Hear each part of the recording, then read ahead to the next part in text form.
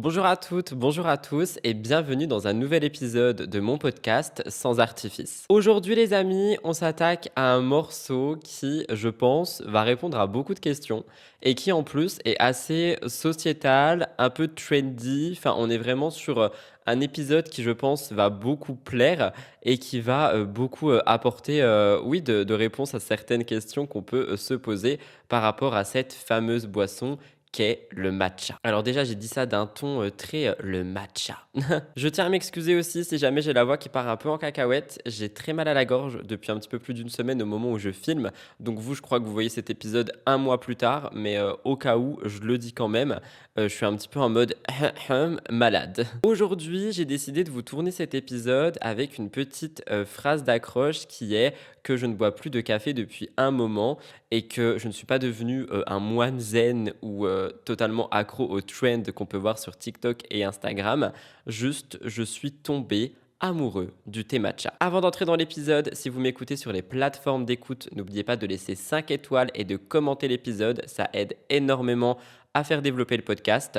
Et si vous m'écoutez et me regardez sur YouTube, parce que je crois quand même que notre communauté est la plus forte là-bas, n'oubliez pas de commenter et de liker, ce qui aide aussi à faire développer le podcast. Je vous retrouve dans un instant pour la petite introduction. C'est parti, bienvenue sur cet nouvel épisode.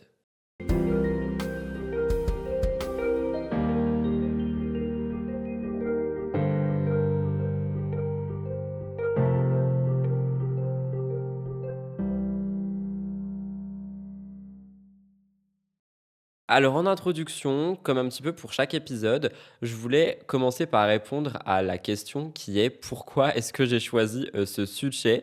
J'ai choisi ce sujet pour plusieurs raisons, mais principalement parce que en ce moment, depuis même quelques années maintenant, le thé matcha est partout, vraiment partout. On en voit dans toutes les stories Instagram, on en voit sur tous les posts Pinterest, on en voit dans tous les articles de blog, on en voit aussi dans tous les cafés, et ça, on va y revenir dans un petit instant parce qu'il y a pas mal de choses à dire sur ça. On en voit vraiment partout. Il y a des influenceuses qui lancent leur propre marque de thé matcha. Enfin, vraiment, il y a tout un business en fait autour du thé matcha depuis maintenant quelques mois, j'ai même envie de dire quelques années. Sauf que certains, beaucoup finalement, ne savent même pas ce qu'ils boivent, ils ne savent même pas ce qu'il y a à l'intérieur. Il y en a beaucoup qui comprennent pas d'ailleurs que ce soit une boisson qui est extrêmement aimée, vu que, je cite, hein, le goût de gazon, le goût de terreau, tout ça, tout ça. Mais surtout, en ce moment, on en entend un petit peu parler parce que, il y a pas mal de problèmes par rapport au thé matcha. Je vais y revenir et aussi, c'est pour ça que je fais cet épisode de base. Et en plus de ça, on a ce nouveau produit, le Oumé, si je dis pas de bêtises, cette boisson violette qui est en train de devenir ultra tendance sur les réseaux parce qu'elle est violette et elle est à base de patates douces. Et du coup, il y a beaucoup de gens qui se disent: «Ah, bah, maintenant que ce produit arrive à la mode, le thé matcha, on va plus jamais en entendre parler». Spoiler alerte, je continuerai à en boire, donc si vous me suivez sur Insta, vous verrez toujours mes stories avec mon petit thé matcha. Je veux aussi parler, enfin faire un petit disclaimer avant de commencer l'épisode. Je suis pas du tout sur une critique des tendances, je suis pas du tout sur une critique du café parce que vous allez voir que je veux aussi un petit peu tourner l'épisode en vous disant que moi, perso, à titre informatif, j'ai arrêté de boire du café pour principalement consommer du thé matcha, mais je veux pas du tout que ça soit pris en mode je déteste le café, je critique les gens qui boivent du café, je critique les gens qui suivent des trends. C'est absolument pas ça que je veux mettre en avant ici. Je vous fais juste un retour personnel sur un changement d'habitude qui, moi, me correspond et qui potentiellement en dit long et qui pourra aussi, je l'espère, vous aider à y voir plus clair et peut-être vous donner envie de consommer du thé matcha. Deuxième disclaimer, d'accord, cet épisode n'est absolument pas en collaboration avec quelconque marque. Je le dis pour les personnes qui me suivent au quotidien et qui savent que je consomme un certain matcha depuis maintenant des années, hein. J'ai dû passer des dizaines de commandes sur ce site. Je ne suis pas en collaboration avec qui que ce soit pour cet épisode. En fait, j'étais en train de faire mes petites idées de podcast et j'en avais un peu marre de parler que de moi en mode mes relations, en mode ma vie privée, mon évolution. Et je me suis dit, on va aller chercher un peu ailleurs. Et vous allez voir que cet épisode et le prochain, que je filme juste après, n'ont pas forcément grand-chose à voir avec l'intime, mais on est quand même sur des sujets assez intéressants. Bref, tout ça pour dire, voilà, on va parler du matcha aujourd'hui, on va parler du thé matcha et on va commencer avec ma relation avec le thé matcha.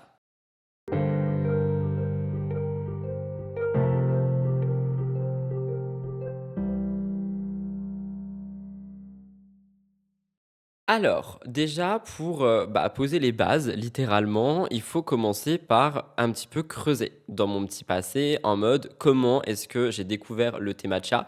Est-ce que je l'ai découvert, par rapport, aux trends sur les réseaux sociaux? Comment est-ce que je suis tombé, sur, tout ce thé matcha et cetera et cetera?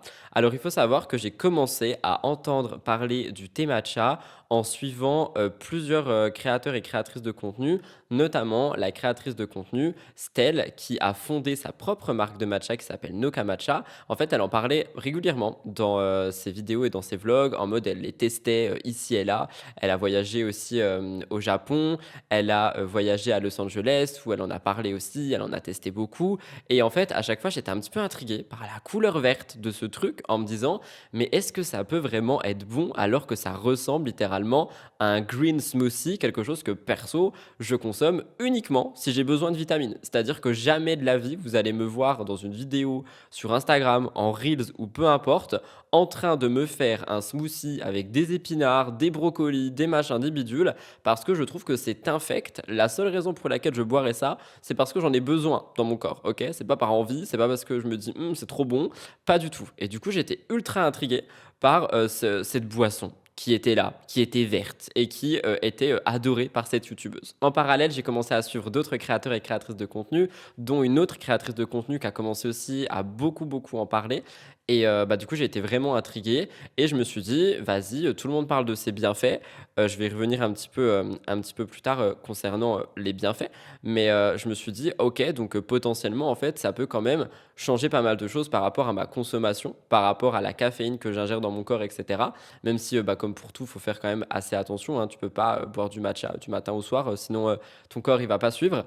Mais, je me suis dit: «Je veux tester». Donc, je me rappelle que j'ai commandé, un petit kit sur Amazon où tu avais un petit sachet de matcha avec un petit bol, un petit fouet et cetera pour faire le petit rituel avec le fouet et tout ça. Et j'ai bien aimé finalement et après, par la suite, j'ai découvert d'autres marques que j'ai encore plus aimé parce que le thé matcha était, de meilleure qualité, mieux récolté et cetera et cetera. Mais c'est vrai que, j'ai été beaucoup attiré au début par la couleur et puis en me renseignant un petit peu, par, tout ce qui entoure la cérémonie du thé, donc qui est en rapport avec le thé matcha. Tout ce qui entoure, oui, les origines du thé matcha et également les effets, les bienfaits que ça peut avoir sur le corps, la peau, le stress à long terme et cetera et ce sont des choses qui, pour moi, me correspondaient beaucoup plus que ce que le café faisait subir à mon corps. Mais je vais pas vous mentir, au début, le goût, j'aimais bien, mais j'étais là en mode: c'est un petit peu genre vert quand même», tu vois? Et en fait, il y a quelque chose que les gens ne comprennent pas, c'est que le café, au début, tout le monde déteste et c'est au bout d'un moment que tu commences à aimer ça et il y en a qui en boivent quand même sans aimer ça et le thé matcha, je pense que c'est un petit peu pareil et que, le goût, l'envie d'aimer le goût, pour celles et ceux qui n'aiment pas du tout, devrait peut-être venir avec le temps, je pense. Mais c'est vrai qu'au début, moi, j'étais pas non plus horrifié par le goût, mais j'étais là en mode: «OK, je peux comprendre les gens qui n'aiment pas parce que c'est très vert». Genre quand on me demande: «Rudy, à quoi ça goûte? Enfin, qu'est-ce que ça goûte le matcha?» Je réponds toujours: «Épinard», parce que je sais pas quoi dire et parce que je trouve que c'est ce qui se rapproche le plus. Mais ça a quand même un goût très singulier. Et justement, on peut parler aussi des ressentis que j'ai en comparaison avec le café quand j'en bois. Par exemple, quand je bois du thé matcha, j'ai une énergie qui est beaucoup plus stable sur la durée. J'ai pas de coup, genre en mode de crash comme, quand je bois un café. Quand je buvais beaucoup de café, j'avais toujours ce crash de: «Oh my god, là, le café, il est en train de partir de mon corps, je vais m'endormir, je suis explosé, ça va pas du tout». Et ça, c'est un truc que le café me fait énormément, en plus, des palpitations que ça me faisait, du stress que ça me provoquait, des débuts de crise d'angoisse et cetera. Donc je suis pas passé du café au matcha pour la trend, je suis passé du café au matcha parce que mon corps me disait: «Rudy, tu ne peux pas continuer comme ça à t'enfiler des litres de cafetière par jour pour, tenir debout, en fait». Et c'est vrai qu'avec le matcha, je me sens beaucoup plus posé. J'ai un effet de réveil qui est beaucoup plus long sur la durée et qui m'aide beaucoup. Donc en fait, pour résumer, si on parle vraiment de pourquoi j'ai basculé du café au thé matcha, je pense qu'au début, c'était un petit peu de la curiosité qui m'a un petit peu ensuite aiguillé vers une meilleure santé, un meilleur, oui, une meilleure hygiène de vie, pour moi-même et aussi parce que, enfin, on va pas se mentir, le café, on a beau aimer ça, ça jaunit les dents. Ça me donne des coups d'angoisse comme jamais. Maintenant, quand j'en bois un, je le sens, mon ventre, il est là en mode: «Mais qu'est-ce que tu me fais subir?» Donc je pense que tout ça réuni a fait qu'aujourd'hui, le thé matcha, c'est quand même quelque chose qui me correspond un peu plus. Après attention, encore une fois, je ne suis pas là pour critiquer le café et critiquer les gens qui boivent que du café, et cetera, et cetera. Vraiment pas. Juste, je vous fais, un petit peu mon retour personnel avec ma voix cassée, en prime, on adore.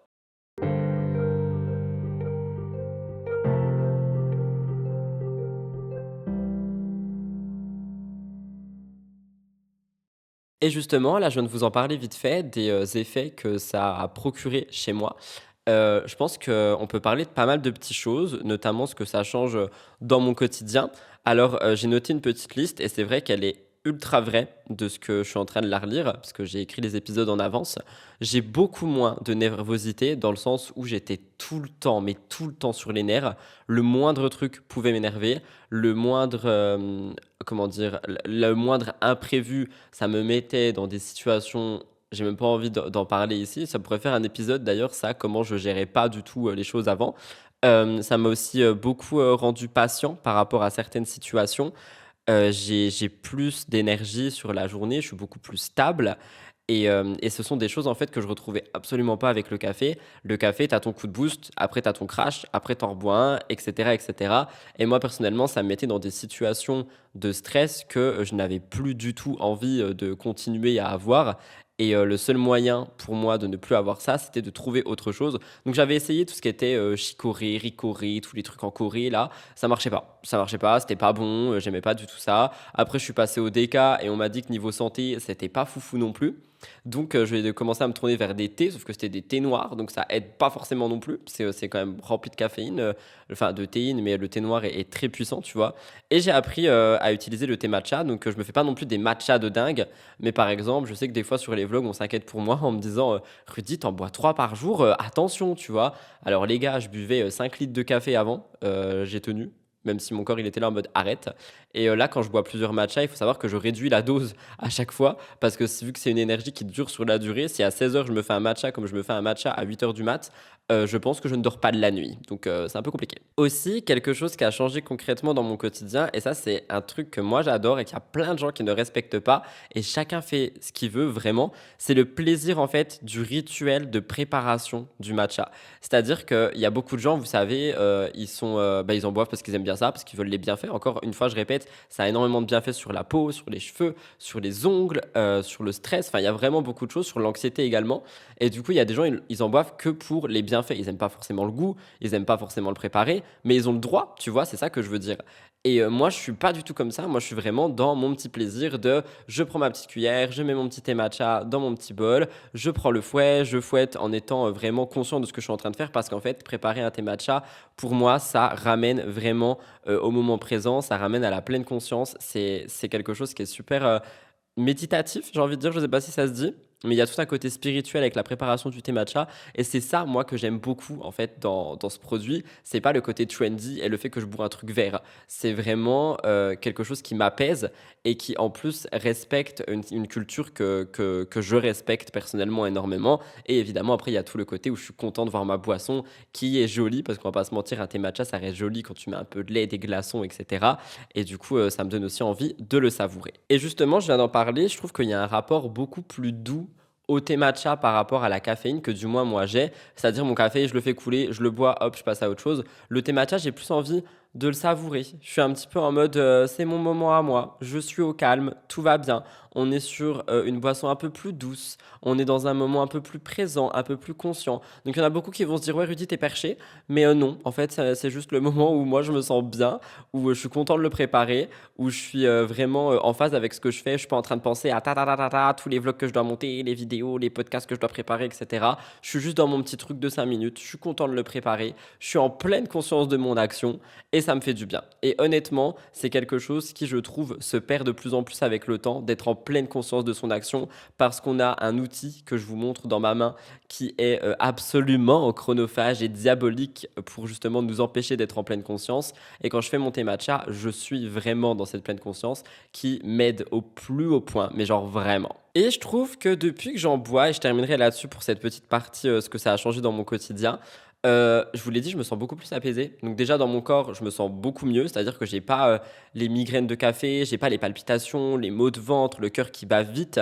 J'ai jamais ça avec le thé matcha. Je me sens beaucoup plus énergique sur toute la journée, je me sens beaucoup plus serein, mon rythme également a changé, c'est-à-dire qu'avant avec le café, j'étais vraiment, dans tous les sens, à courir de droite à gauche en train de faire ceci et puis cela, sans jamais m'arrêter. Là, j'arrive à prendre le temps de me poser. Ça a beaucoup aidé sur mon bien-être, je pense. Ça m'a beaucoup apporté aussi en termes ouais, de spiritualité. Je sais qu'il y a des gens, ils vont pas comprendre cet épisode, mais c'est pas grave. Je dis vraiment ce que je pense avec mes mots. Et je pense que ça m'a vraiment permis de me poser. Et du coup, je peux comprendre effectivement que des gens qui n'aiment pas le goût du thé matcha recherchent quand même les bienfaits, ce côté bien-être, ce côté anxiété, ce côté anti-anxiété, pardon. C'est quelque chose qui est quand même super intéressant, je trouve.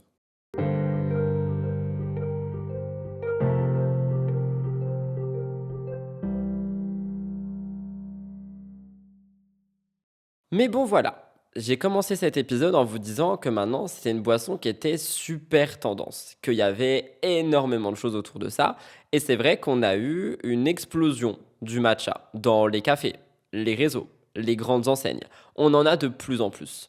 Le problème, c'est que on n'a pas forcément que du bon matcha. C'est-à-dire qu'on a du matcha qui est très mal récolté, on a du matcha qui peut être bourré de pesticides, on a du matcha qui peut ne pas être bien préparé. Je parle dans certains cafés, dans certains restos. C'est-à-dire que si tu brûles le thé matcha, les bienfaits, tu les perds. Le goût, il devient dégueulasse. Donc, vous voyez, il y a tout ça qui rentre en compte.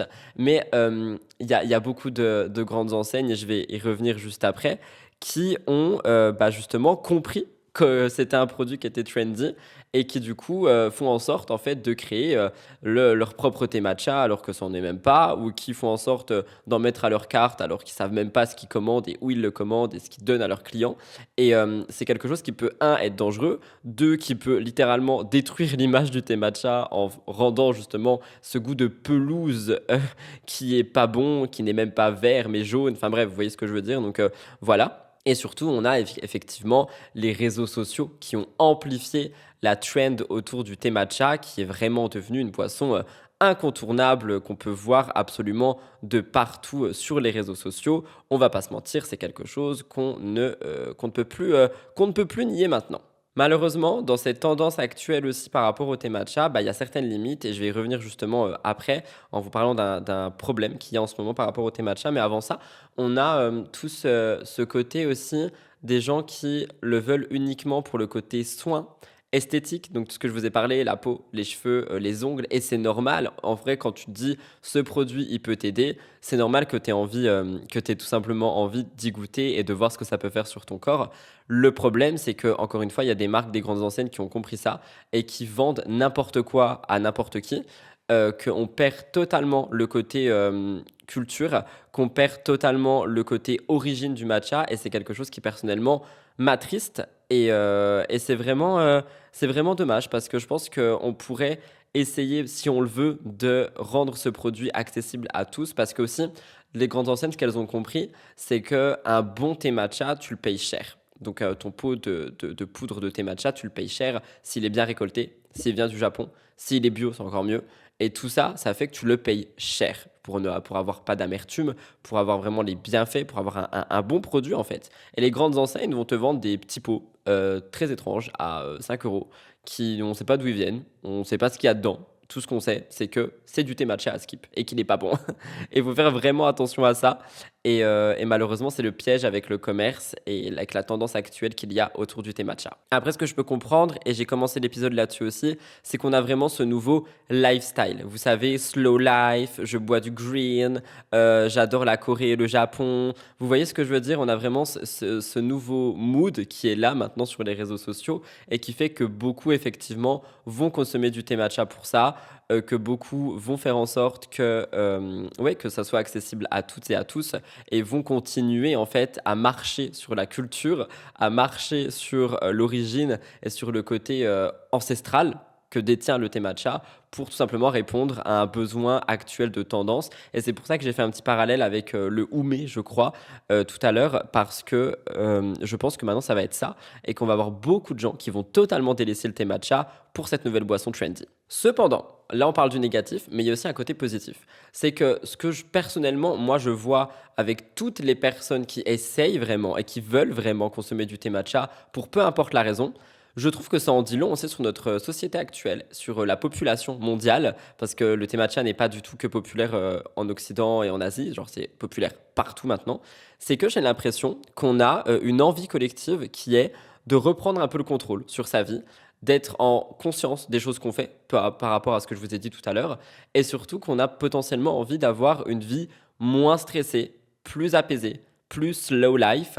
J'ai l'impression, du moins, de mon sens à moi, que c'est un petit peu ce qu'on peut retrouver en termes d'envie collective aujourd'hui quand on voit toutes les marques, toutes les enseignes et toutes les personnes qui souhaitent consommer du thé matcha. Et je trouve que c'est super intéressant de se poser la question 5 minutes et de se dire est-ce que justement on n'est pas vraiment dans un monde où tout le monde se rend compte que tout va à 40 000 à l'heure et qu'on a besoin de poser le pied sur le frein et que peut-être il y a beaucoup de gens qui remarquent cette tendance actuelle sur les réseaux ou dans les cafés et qui ont envie de la rejoindre pour se calmer un petit peu. Vous mettrez pause et vous me direz ce que vous en pensez dans les commentaires parce que moi je trouve que c'est quand même une question qui est à se poser, tout en m'étouffant à la fin de ma phrase.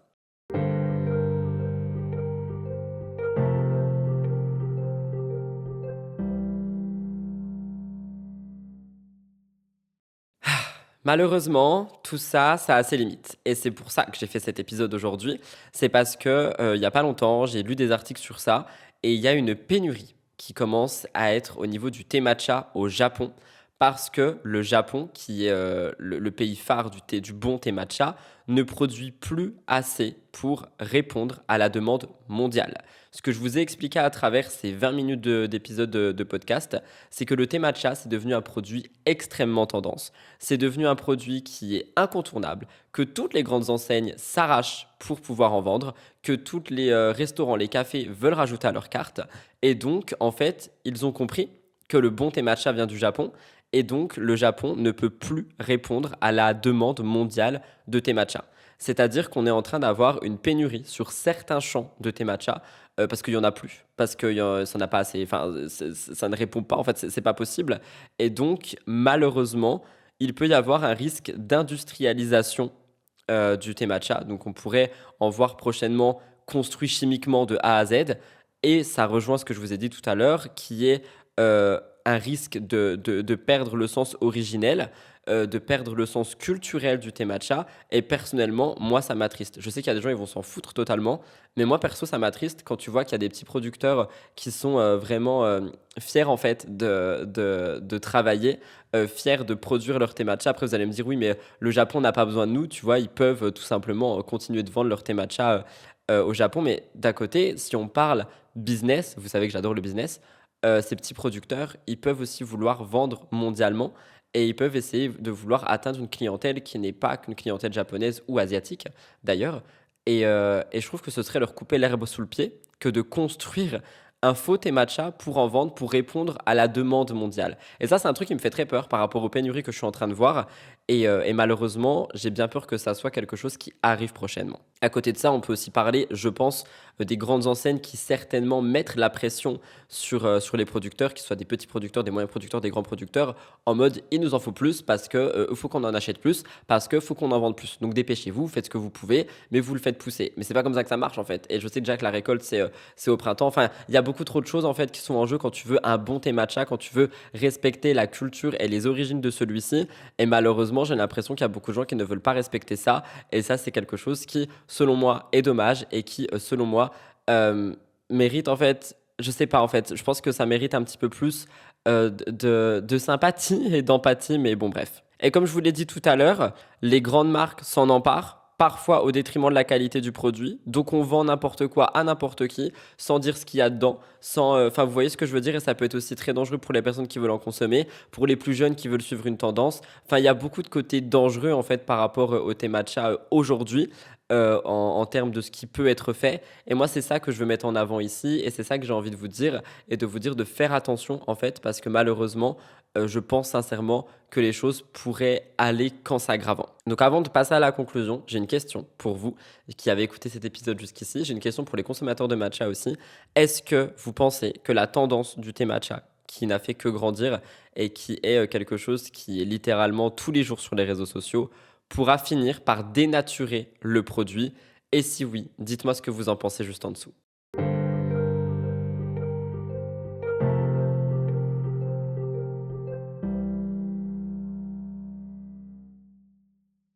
Malgré tout, personnellement, je continuerai de boire du thé matcha pour toutes les raisons que je vous ai citées, parce que ça me fait du bien, ça m'aide dans mon quotidien, ça m'aide à gérer mon anxiété, ça m'aide pour beaucoup, beaucoup, beaucoup de choses, et parce que je sais que je le consomme bien. Je sais que je passe pas des commandes à outrance. Je sais que je commande chez telle marque qui prend chez tel producteur dans tel pays de telle manière. Donc je continuerai d'en consommer.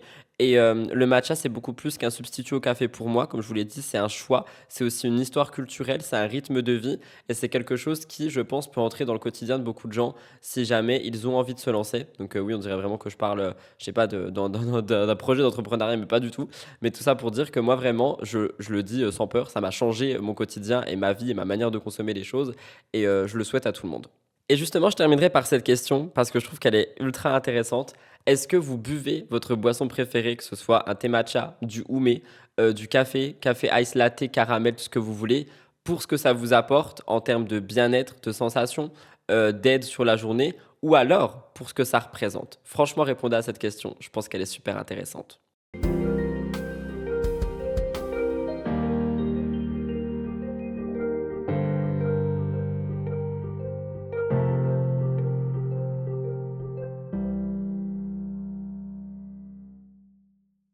Voilà tout le monde pour ce long épisode sur le thé matcha, ma relation au thé matcha et tout ce qui entoure finalement le thé matcha. J'espère que cet épisode de podcast vous a plu. Moi, j'ai beaucoup aimé l'écrire et j'avais très hâte de le tourner, donc j'ai hâte que vous le voyez également. N'oubliez pas, si vous m'écoutez sur les plateformes d'écoute, de laisser 5 étoiles à ce podcast, ce qui aide grandement à le faire développer. Et si vous m'écoutez sur YouTube, un petit like, un petit commentaire, abonnez-vous à la chaîne, ça aide aussi énormément. D'ailleurs, j'ai oublié de vous le dire, mais Sans Artifice a un compte Instagram et un compte TikTok. N'hésitez pas à les rejoindre. Il y a des extraits, on échange surtout. N'hésitez vraiment pas. Je vous laisse là pour aujourd'hui. C'était Rudy pour Sans Artifice. On se retrouve dimanche prochain à 9 h du matin pour un nouvel épisode de podcast.